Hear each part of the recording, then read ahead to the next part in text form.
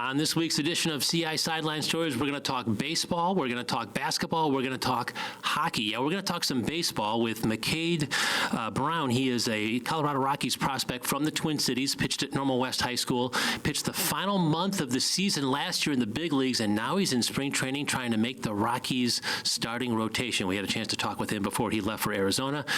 We'll have a conversation with McCade Brown a little bit later in the show, but we're going to talk Bradley basketball and Riverman hockey with Dave Eminian of the Peoria Journal-Star. He's on the beat for both those teams, and they're both playing pretty well right now. So we're going to talk a little hoops and a little hockey here in just a moment with Mr. Dave Eminian. But we remind you that this is CI Sideline Stories. My name is Kurt Pegler. Welcome into our WMBD studios and to CIProud.com. And those of you joining us on our WMBD Plus app for your Fire, Roku, and Apple smart TVs. Again, this is our weekly podcast where we get a chance to sink our teeth into some longer form interviews. You know, in sports television, I get about that much time. I get 3.5 minutes, and I don't really get a chance to give you a full-length interview with a Colorado Rockies prospect, for example.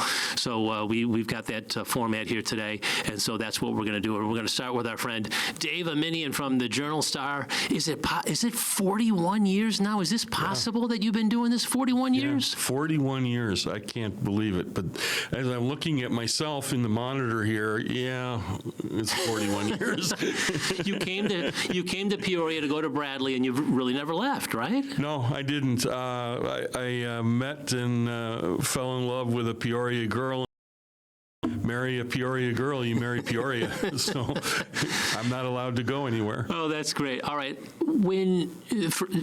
We affectionately call you Cleve because you're actually from the Cleveland area. Boy, I know you pulled for the Guardians and the Cavs and the Browns. This is misery, right? At least you got a championship with the Cavs, but... Wait, I pull for who?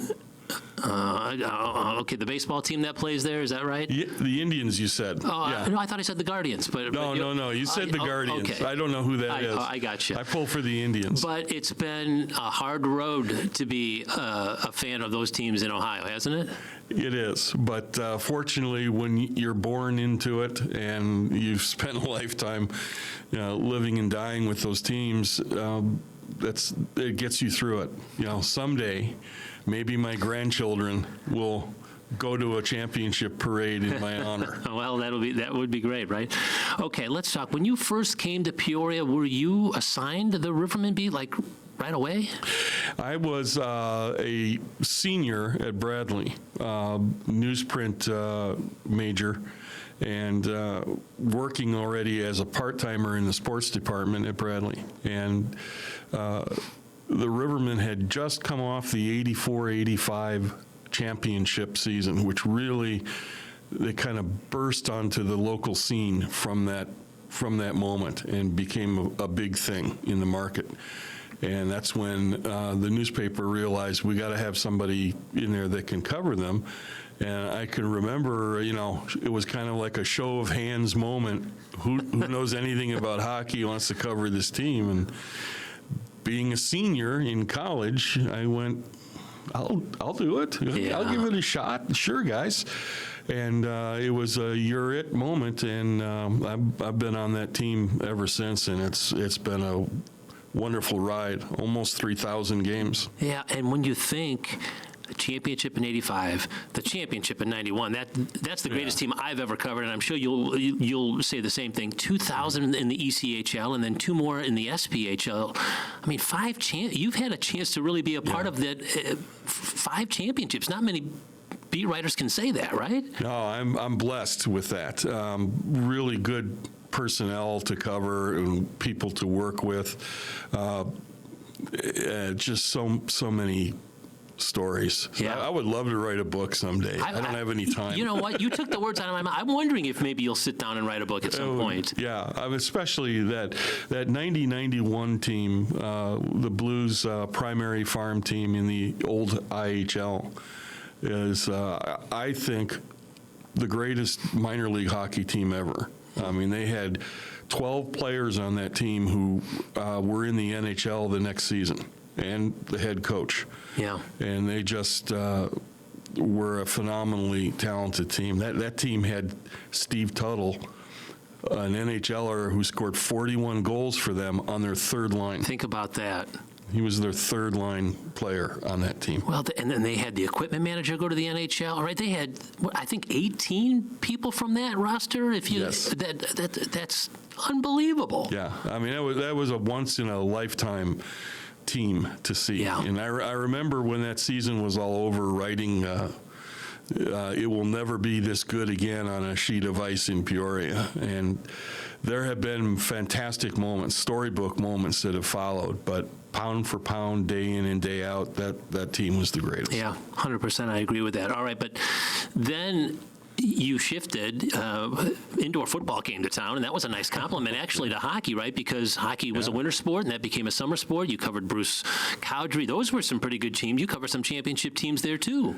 Yeah, I remember the 2000 season when they went undefeated at 17-0, and the Rivermen were in the ECHL and went to a championship as well. And that spring, when those two seasons overlapped, I would get off one bus coming back into town in the Civic Center parking lot, walk across the parking lot, and get on the other bus as it was heading out of town. Oh, that's And great. I would be gone from home for a couple of weeks at a time sometimes, and it was an amazing season. 2 championships in 3 months, and what we called tab sections back then, special pull-out sections that we did on the team. And I remember when the sports editor at the time, Kirk Wessler, brought me in afterward and said, "Great job, you got a 25 cents an hour raise." Go catch another bus to Shreveport or someplace where. Get moving, there's a game tonight. That's right. You've on your resume is also the beat writer of the Peoria Chiefs, and then in the last several years, the Bradley Braves have been added to your plate. You've literally covered about everything that's moved in Peoria in these 41 years, haven't you? Oh, absolutely. And the way the industry has changed lately, you can't specialize anymore, unfortunately. Yeah. I think all the time about what a typical workload was back, in the 90s, and compared to what it is today. Right. And it's the same for you guys. You're dealing with the very same thing. Your job has changed in this way. It used to be on a Friday night. You covered a hockey game, a 7 o'clock start. Your deadline was what, maybe 11? You had to have interviews and everything done, and for the Saturday paper to be printed. That's not the case anymore now. It's internet stuff, and the deadline on a Friday is before the Rivermen even drop the puck, right? Absolutely. There were a lot of pressure back then. A lot of places where the technology hadn't caught up yet either, and we were filing with a Tandy word processor and 2 plastic cups, and looking for a phone booth on a street corner. And for some of your younger listeners, there used to be phone booths. That's right. With telephones. Yeah. No, I'm kidding. Right.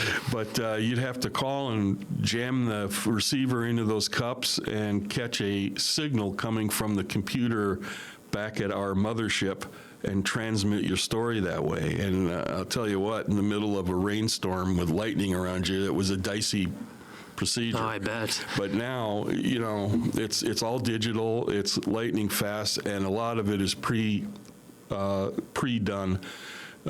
We don't so much cover games anymore because the news cycle, which used to be a 24-hour news cycle, is more like 24 seconds anymore. Yeah. Social media has really had an impact on all of us. Yeah. And, me writing X's and O's about last night's game is old information before anybody ever really sees it the next day. Yeah. It's certainly changed the way that people consume their news, consume their sports. When you first started, how many full-timers and part-timers, how big was that sports department at the Journal-Star? 25 people deep or something? At its highest, I want to say 30. We had, maybe not quite that high. We had 13 or 14 full-timers and another varying at times 12 to 15 or so part-timers. I mean, it was big enough that I would cover the Rivermen as my primary beat all winter and into the beginning of spring. And then my off season, I would come in and sit on the desk and edit copy for other people and write headlines and kind of just detach my head and take a break. Yeah. Now it's if you're not doing 500 plus bylines in a calendar year, you're not working. Yeah. Well, and it's been a really rough 6 months for those of us that know and are connected to the Journal-Star sports department. You are living this. I think of the death of Bob Levitt from about, in the fall, maybe 6 or 7 months ago. And just in the past 2 weeks, Joe Bates, who was kind of the glue of the department, and your boss, Wes Hewitt, a guy not even 50 years old, the sports editor, just died this past week. My condolences to you. This has been a tragic couple of weeks for your staff, which is small to begin with. Yeah, it's a constant state of shock. I mean, that was it was hard last night, to cover a game and stay in that focus and in that space when you're literally looking at a picture of Wes Hewitt on your laptop, and you know that he has just died, and the two young boys that he leaves and his wife. It's a wonderful family. He was just such a compassionate, calm character, and it was difficult to see how that all played out. We were not expecting him to have complications from a surgery. And not make it back to us, and it's devastating.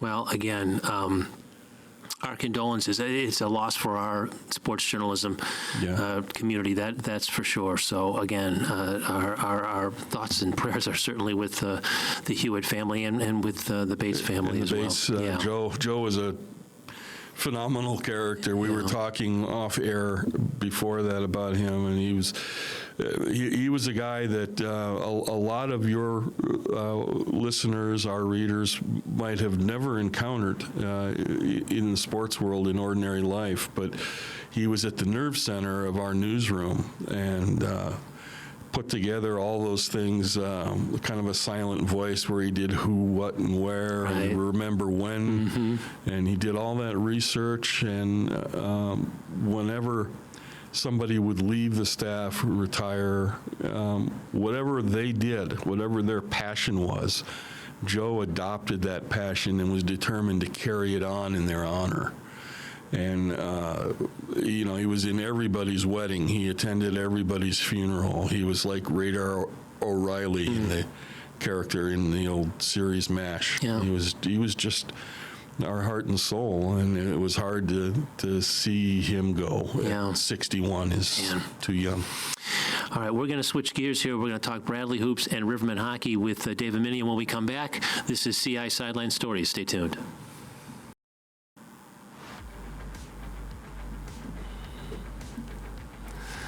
I love it. Yeah, welcome back to CI Sideline Stories. Kurt Pegler with you at the WMBD studios. We are joined by Dave Eminian of the Peoria Journal-Star. He covers both Bradley basketball and Riverman hockey. So this February and March, this guy is busy, busy, busy. I think he's got a cot at the Civic Center. He just about lives there. Let's first talk about the Braves, kind of where they're at right now after a victory over Valparaiso on Tuesday. This is a team that we're a month before the Valley tournament, and where is this team at, would you say?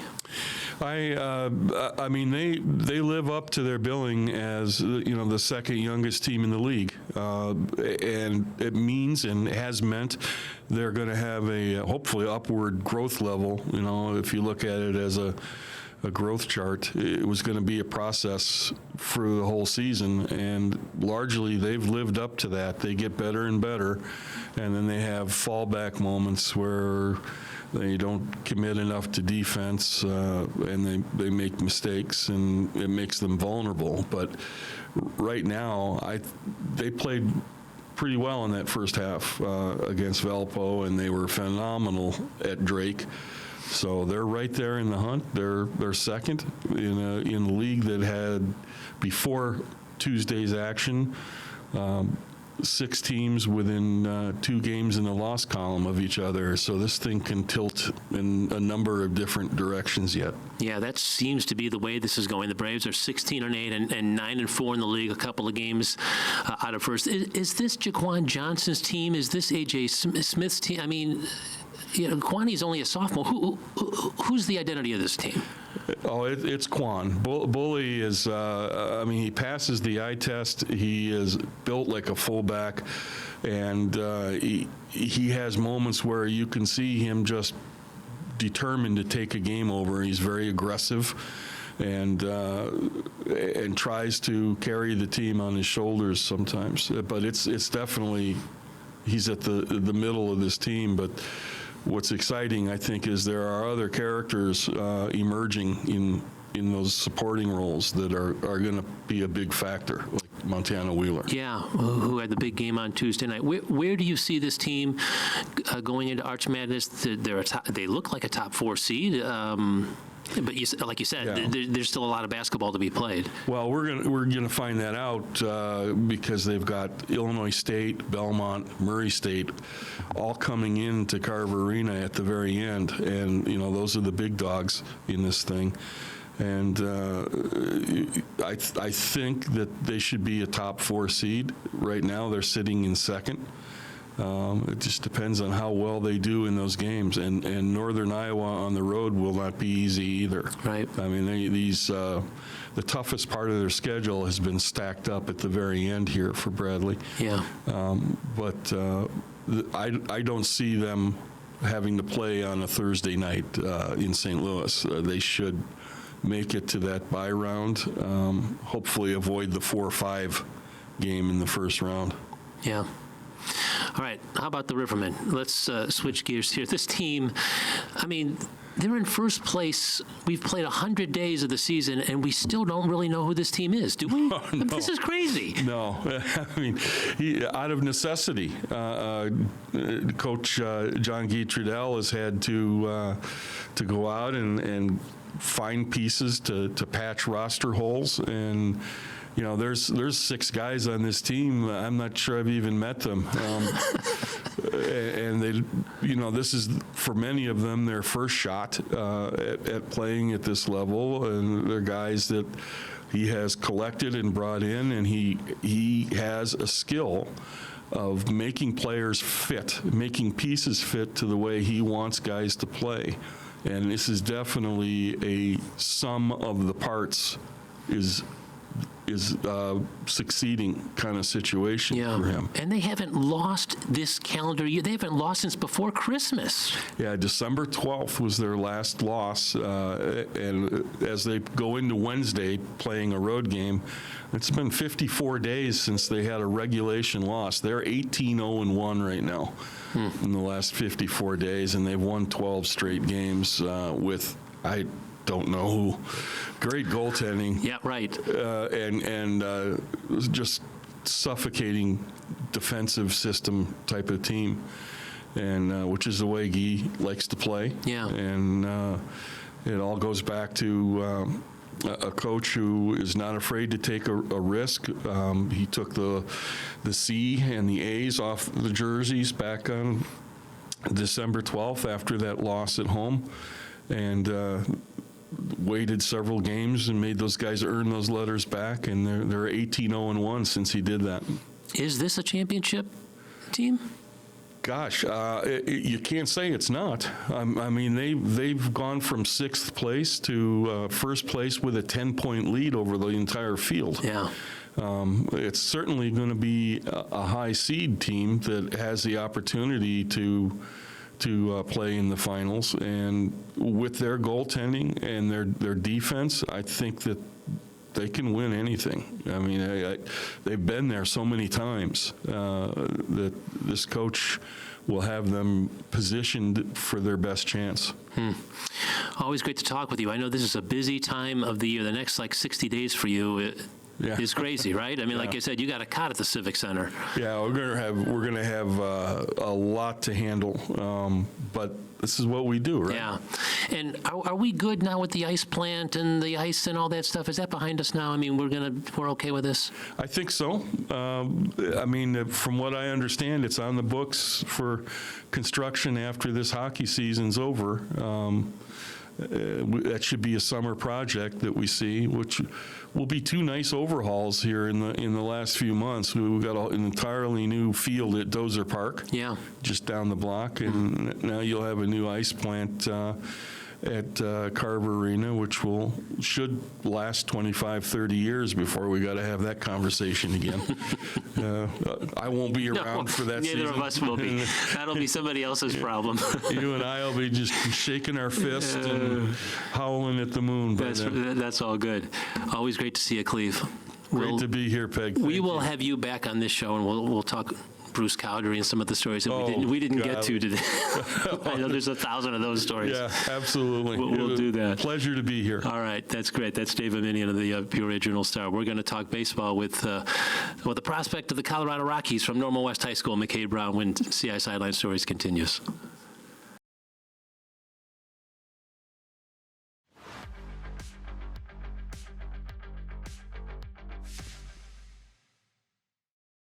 Welcome back to CI Sideline Stories as we continue our conversation with Dave Eminian is behind us now, and we're going to continue on with McCade Brown. He is the Normal West High School product who pitches in the Colorado Rockies organization, was called up to the big leagues last August and stuck with the big league team for the final month of the season. And now he's got a chance to maybe make the roster out of spring training. He's in Arizona now. We had a chance to talk with him before he left, not only about what's going to happen this year and his chances maybe of being in that Rockies organization, but what it was like to go from AA baseball to the big leagues. He made that big jump last August, and here's our conversation with McCade Brown. I think in the moment it was hard to really realize and truly enjoy, I guess, what was happening. But looking back, it's fun to look back on. But just thankful for all the people that showed up for me and that helped me get to where I was this year. I think you thought you were maybe going to get promoted from AA to AAA, and they're calling you to the big leagues, right? Right. Take me through what that was like. Yeah. So got called into beginning of the day, they were like, hey, you got to start coming up on Sunday. This was a Thursday. And they're like, we want to meet with you before the end of the day. So, I thought that was a little odd. We usually don't meet 3 days before start. So kind of thought maybe something was going on. And then, of course, guys on the team are kind of poking fun at me like, hey, something's happening, this and that. But got called into the office, and, yeah, I thought, they're going to tell me, hey, you're going up to AAA. And then they said AAA is a little far away, so we're going to have you meet up with the team in Pittsburgh instead. So it was exciting. That was for sure. And it happened so quickly, right? I mean, you're still coming back from your injury. I mean, I'm sure this was not on your radar screen at all, huh? No, I mean, I thought, I was probably going to end the year in AA, maybe get a shot at AAA at the end of the year, but that was about it. And so kind of out of the blue, it was exciting, a whirlwind, quick 3 days to get to Pittsburgh and kind of get settled in and get going. All right, and then you had a chance to stick with the team. I mean, for the rest of the year, that was a surprise too, huh? That they didn't just bring you up, send you down. Right. Yeah. No, I mean, I didn't have the easiest time when I got up there. Those first couple outings were pretty rough. And Shafe called me into the office and he's like, hey, I want to let you know that we're riding with you the rest of the year. That we're here to get experience for the future, and that kind of took some weight off the shoulders and allowed me to settle in a little more as we went. Yeah. You look more comfortable, second, third start, that's natural, right? Yeah. It took a little while to kind of, wow, I'm in the big leagues. Yeah, it was definitely an adjustment. AA to the big leagues was a big jump, and we switched the ball. You got to deal with altitude and at cores and stuff, so it was an adjustment. But I think we're slowly getting used to it and making the right adjustments to hopefully have more success. That's good. You were kind of a late bloomer for baseball, weren't you? I mean, your mom, I think, told me that you thought maybe soccer was going to be your route, and all of a sudden baseball became the thing. Yeah. When did that happen? Yeah, so honestly, freshman year of high school baseball, I wasn't very good at it, didn't really pitch very well. Had a lesson scheduled with Josh here and cleaned some things up. Next thing you know, baseball kind of started to take off. But still, freshman, sophomore, even junior fall, I was like, soccer's what I want to go with. And then junior year, I had a big jump in velo, started to get some interest in baseball and realized, hey, I can actually, do this into the future, and I want to try and pursue that. So junior year, it all kind of flipped around for me. All right. obviously it has not been an easy road. You had the injury in 22, right? Yes. Is that what it was? End of 22, but really I didn't get surgery until beginning of 23. And for literally about 2 years, you barely were able to pitch, right? I mean, that was hard. How did you get through that? Yeah, it's unfortunately there was a lot of guys in the org that were also going through it at the same time, but fortunately for all of us, we were going through it together. There was, probably 8 to 10 guys down there with different injuries, and you'd come in one day and be like, you know what, I'm not feeling it today. And the guy to your right is going to be like, nope, you're gonna keep working. You're gonna do the workout for the day. You're gonna do the rehab and this and that. And sure enough, 2 weeks later, maybe it's their day where they're not feeling it, and you can push them. So I think that tight group of guys down there, that helped me get through that, because it's tough times. There were some times when you thought maybe this was going to be the end, huh? Yeah. Oh yeah. That crosses your mind all the time. Will I throw a ball again? And fortunately, I was able to, and I know some guys aren't as fortunate, and just very blessed to be where I'm at. That's awesome. All right, so you get to the big leagues and you start looking at scouting reports, and they all know everything about everything up there, don't they? I mean, the biggest difference between the minors and the majors is what? Biggest difference? From a pitching standpoint, hitters don't chase as much, right? They know what you're coming with, and if you don't start it right on the edge and take it off, they're not going to chase it. So you got to be just firm, or you got to be finer with your little details, and you got to execute pitches even better. Yeah. So. But it's the big leagues, right? The dressing rooms, the clubhouses are bigger. Everything is bigger, isn't it? Yeah. Well, I joked around when I got there in Pittsburgh that Friday. I was in the clubhouse and they had a nice meal and everything. I want to say it was a jerk chicken with this mango salsa on top or something like that. And I was just eating a Red Robin burger yesterday. So it was quite the jump for sure. But it's been fun. All right. So now what's next? You're preparing to obviously have hopefully another big year this year. Do you have any idea where they might start you at? Are you going to get a chance to get back up there? I think we're going into spring training competing for one of the 5 spots, which will be exciting. It'll be fun to compete, but we usually don't find out till probably 2 days before we head out. So it'll be last minute thing, and hopefully we'll be there. So there's no guarantees. I mean, you still feel like you have to earn whatever is next for you, right? 100%. Yeah, you're going in there fighting for your spot, and you got to earn everything you get. So going down there to compete. How does the last 2 months of the season last year help you this spring? Yeah, it gives me experience, right? Throwing with the big league balls and getting to see, a little taste of what the big leagues is like and what to expect. Day-to-day routines, that's something that now I'm comfortable with, and next year it won't be something that slows me down at all. Yeah, it won't be such of the Grand Canyon. Look at how big this is, right? Right. I mean, you feel like been there, done that kind of thing, huh? A little bit, yeah. It was just a month, so there's still some things that are a little new to me, but definitely feel more comfortable going into next year knowing that I got a month experience. And good luck to McCade Brown. He is a really good guy, and again, overcame the Tommy John surgery, made it to the big leagues, and hopefully the Rockies give him a nice long look here in spring training. And if he can start the year in the big leagues, that would be an absolutely great extension of what happened last year at the end of the year.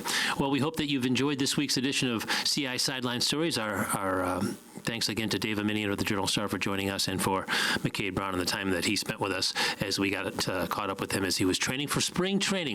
We'll be back next week for another edition of CI Sideline Stories, and we hope that you'll be with us then too.